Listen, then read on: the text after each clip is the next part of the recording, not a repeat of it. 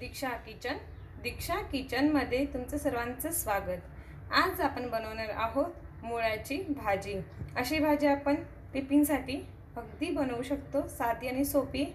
चला तर बनवूया। मुळ्याची भाजी बनवण्यासाठी इथे मुळ्याची भाजी घेतली आहे, सी स्वच्छ 2 पाण्याने धुवून घेतली होती। बारीक असं कापून घेतली आपण तिला। 2 कांदे घेतले, ते बारीक असे कापून घेतले, छान बारीक कापून घ्यायचे। मोठे 2 कांदे घेतले होते। लाल चटणी घेतली आहे 2 चमचे, घरची चटणी ही, आणि लसूण घेतला आहे 7 ते 8 पाकळ्या। ही आपल्याला दोघं मिक्सरमधून काढून घ्यायची। ते ठेवली आपण कढईत, थोडंसं तेल टाकून घेऊ भाजीला।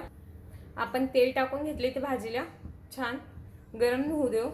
तेल छान गरम झालं आपलं, आपण जिरं घालू फोडणीला, लसूण घालते, थोडासा हिंग घालते, कापून घेतलेला कांदा ॲड करते। कांदा छान परतून घ्यायचा। आपण करून घेतलेली चटणी ॲड करते।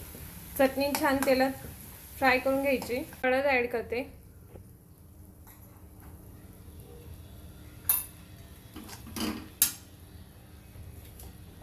आपण चटणी ते छान होऊ दिलं, आता कापलेली भाजी ॲड करून घेऊ। भाजी टाकून घेतली, परतून घेऊया। आपण भाजी छान परतून घेतली, अगदी 5 मिनिटासाठी बारीक आचेवर झाकण ठेवूया। भाजी 5 मिनिट झाले, भाजी बघून घेऊ।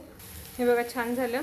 मी थोडंसं बेसन पीठ घालते, छान परतून घेऊ। बेसन पिठामध्ये पीठ घालून आपण परत परतून घेतली, परत 5 मिनिटासाठी झाकण ठेवू, एकदम बारीक आचेवर ठेवायचं। 5 मिनिटं झाले, आपण भाजी बघून घेतली।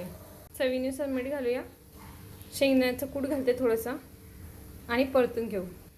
हे बघा किती छान कलर आला आपल्या भाजीला। हे बघा किती छान कलर आला आपल्या भाजीला। आपली भाजी आता ही तयार झाली आहे। मी आता गॅस बंद करते। आपली भाजी ही तयार झाली।